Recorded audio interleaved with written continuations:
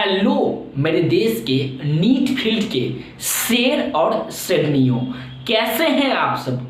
उम्मीद है आप सब बहुत ही ज़्यादा अच्छे होंगे और आपका नीट का प्रिपरेशन काफ़ी बढ़िया ढंग से चल रहा होगा। आपके प्रिपरेशन को बूस्ट अप करने के लिए, आगे बढ़ाने के लिए मैं इस वीडियो लेक्चर के माध्यम से आज एक विशेष और बहुत ही ज़्यादा इम्पोर्टेंट टॉपिक पे चर्चा करने के लिए आया हूँ। टॉपिक का नाम है how to get in NEET physics paper 180 out of 180, अर्थात फिजिक्स में नीट के फिजिक्स पेपर में 180 में से 180 मार्क कैसे लाए, इस पर चर्चा करने के लिए आया हूँ। तो आप क्या कीजिए, एक पेन और एक पेज ले लीजिए और जो मैं बताऊंगा अपने एक्सपीरियंस के आधार पे उसे आप लिखिए। मैं पूरे 100% गारंटी के साथ कह रहा हूँ, यदि आप इसका पालन कीजिएगा जो मैं बता रहा हूँ तो आप निश्चित रूप से 180 में से 180 मार्क फिजिक्स में ला सकते हैं। तो आप पेन एंड पेपर ले लिए होंगे। चलिए हम बताना स्टार्ट करते हैं। मैं एक टेबुलर फॉर्म में इसे लिख करके लाया हूँ मेरे एक्सपीरियंस के आधार पे। पहला पॉइंट है कि आपके टीचर, आपके शिक्षक, आप जहाँ भी क्लास करते हो, चाहे वो ऑनलाइन कर रहे हो या ऑफलाइन कर रहे हो या सेल्फ स्टडी कर रहे हो, आप जो भी पढ़े हो उसका पहला पॉइंट है कि क्लास नोट 100% प्रिपेयर कर लीजिए, क्योंकि आपके जो भी शिक्षक पढ़ा रहे होंगे वो अपने एक्सपीरियंस के आधार पे काफ़ी बढ़िया तरह से एक्सप्लेनेशन किए हैं। तो अपने टीचर के कंटेंट पे विश्वास कीजिए और उनके कंटेंट का 100% पालन कीजिए। दूसरा, यदि वो क्लास के साथ DPP दे रहे हैं, डेली प्रैक्टिस सेट, तो उसे भी 100% सॉल्व कीजिए।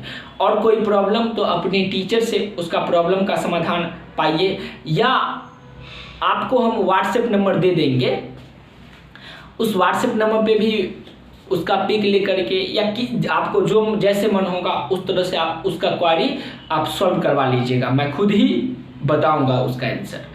तो पहला पॉइंट है क्लास नोट, दूसरा पॉइंट है DPP सॉल्व कीजिए। और जैसे ही चैप्टर खत्म हुआ उस चैप्टर का 32 ईयर अर्थात 32 साल का प्रीवियस ईयर आपको मिल जाएगा। उसका बुक होता है प्रीवियस चैप्टर वाइज, उस चैप्टर वाइज का सॉल्यूशन कीजिए और उसमें जो भी प्रॉब्लम होगा वो अपने टीचर से या तो सॉल्व करवा लीजिए, या मैं हूँ ना, मैं खुद ही बताऊंगा। जो भी प्रॉब्लम होगा हमें बताइएगा। तीसरा पॉइंट है फार्मूला शीट बनाइए, क्योंकि फिजिक्स में ऑल ओवर फार्मूला और कुछ ही थ्योरेटिकल सवाल पूछा जाता है। तो फार्मूला शीट चैप्टर वाइज बनाइए और उसे बार बार देखते रहिए। याद ना हो तो लिख करके याद कीजिए। मैं पिछले वीडियो में भी बताया था कि किसी भी चीज़ को याद करने का सबसे इम्पोर्टेंट तरीका होता है आप उसे लिख करके याद कीजिए। और अगला तीसरा पॉइंट है कि आप शॉर्ट नोट तैयार कीजिए, क्योंकि देखिए एक दिन ऐसा आएगा आपके ज़िंदगी में, एग्जाम से एक दिन जस्ट पहले का दिन होगा, जिसमें आपको टोटल जितना भी फिजिक्स केमिस्ट्री बायोलॉजी है सभी का रिवीजन करना होगा। तो इसीलिए आप शॉर्ट नोट बनाइए। 1 पेज में एक चैप्टर का शॉर्ट नोट बना लीजिए। और यदि आप खुद से नहीं बना पाते हैं तो हमें बताइएगा, मैं या तो आपको व्हाट्सएप पे सेंड कर दूंगा या टेलीग्राम का लिंक वीडियो में मिलेगा वीडियो के नीचे, तो आप वहां जा करके ज्वाइन कर लीजिएगा। वहां भी आपको शॉर्ट नोट प्रोवाइड कर दिया जाएगा। अगला है NCERT। जी हाँ, वही NCERT जिसका पालन आप केमिस्ट्री एंड बायोलॉजी में किए थे। तो फिजिक्स में भी यदि आप 180 आउट ऑफ 180 अर्थात 180 मार्क 100% मार्क लाना चाहते हैं तो NCERT जरूर पढ़िए। NCERT का अलग अलग चैप्टर में अलग अलग बीच का लाइन होता है, वहाँ से डायरेक्ट क्वेश्चन पूछा जाता है। तो NCERT का थ्योरेटिकल क्वेश्चन के लिए आप उसके लाइन को पढ़िए और इन टेक्स्ट में जो क्वेश्चन दिया है, जो सॉल्व क्वेश्चन है उसे भी बनाइए और बैक एक्सरसाइज में जो क्वेश्चन है उसे भी बनाइए। तो आपका प्रिपरेशन आगे बढ़ेगा, बढ़िया तरीका से होते जाएगा। अगला है प्रीवियस ईयर का, मैं बता ही दिया हूँ। और मोर एंड मोर, जितना ज़्यादा से ज़्यादा आप मॉक टेस्ट दे सकते हो उस मॉक टेस्ट को दीजिए। और उस मॉक टेस्ट देने के बाद उसका एनालिसिस जरूर कीजिए। अगर आप उस मॉक टेस्ट का एनालिसिस नहीं करते हैं तो मॉक टेस्ट देना आपके लिए व्यर्थ माना जाएगा। एनालिसिस के आधार पे आप देखिए कि कौन सा क्वेश्चन है जो आपसे नहीं बना और क्यों नहीं बना, क्या प्रॉब्लम था, फार्मूला उसका याद नहीं था, या उसका कंसेप्ट नहीं पढ़े थे, या उस टॉपिक पे आप क्वेश्चन सॉल्व नहीं किए थे।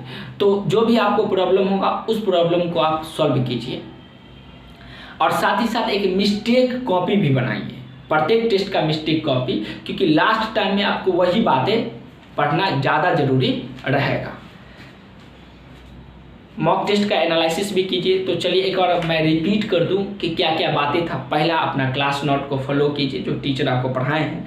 दूसरा, आपके टीचर बताए होंगे कि ये टॉपिक इम्पोर्टेंट है तो उस टॉपिक पे ज़्यादा ध्यान दीजिए। तीसरा है फार्मूला शीट बनाइए। चौथा है रिवीजन के लिए 1 पेज में पूरा एक चैप्टर का रिवीजन शॉर्ट नोट जिसको कहेंगे वो बनाइए। उसके बाद चौथा है एनसीईआरटी। एनसीईआरटी में क्या करना है, एनसीईआरटी का लाइन, अगर एनसीईआरटी का लाइन मार्किंग नहीं है तो मैं आगे लेकर आऊँगा अलग अलग वीडियो में, उससे या तो आप पूरा कर लीजिए या हमें मैसेज कीजिए व्हाट्सएप पे, मैं उसका PDF आपको सेंड कर दूंगा जो मार्किंग किया गया है, जो इम्पोर्टेंट लाइन है। और इंटेक्स क्वेश्चन भी बनाइए एनसीईआरटी का, और बैक एक्सरसाइज वाला क्वेश्चन भी बनाइए। अगला है 32 ईयर का क्वेश्चन, प्रीवियस ईयर क्वेश्चन को सॉल्व कीजिए। और नेक्स्ट है जितना ज़्यादा हो सके आप मॉक टेस्ट दीजिए और उसका एनालिसिस कीजिए। तो यही था मेन स्ट्रेटजी। इस स्ट्रेटजी का यूज करके आप 180 out of 180 in NEET physics paper में गेट कर सकते हैं, तो ये ध्यान रखिएगा। और मैं आज एक शायरी के साथ इस क्लास को एंड अप करूँगा। ये शायरी उन बच्चों के लिए है जो किसी से प्यार कभी किया करता था, लेकिन उसका प्यार अर्थात उसकी प्रेमी हो या प्रेमिका हो उससे अब दूर हो चुका हो। उसके लिए मैं एक शायरी लेके आया हूँ, सुनिएगा, बहुत ही अच्छा लगेगा। कैसा लगा वो कमेंट बॉक्स में बताइएगा।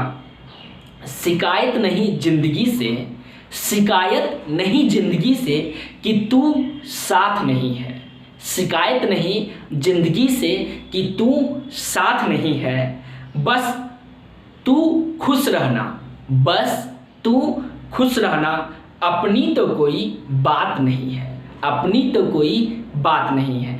इसी के साथ आज के इस वीडियो को हम द एंड कर रहे हैं। यदि आपको कोई प्रॉब्लम है तो कमेंट बॉक्स में मेंशन कीजिएगा उसे, और ये वीडियो यदि आपके लिए यूजफुल रहा तो इसे लाइक कीजिए, और यदि आपके लिए यूजफुल नहीं रहा तो इस वीडियो को डिसलाइक कीजिए, और साथ ही साथ इस वीडियो को इस चैनल को सब्सक्राइब कर लीजिए ताकि अगला वीडियो आपके पास पहुंचे।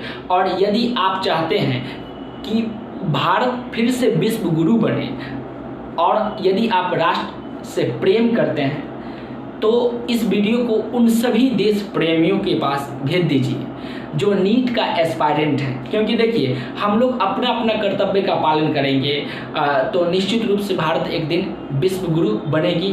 तब तक खुश रहिए और खुशियाँ फैलाते रहिए।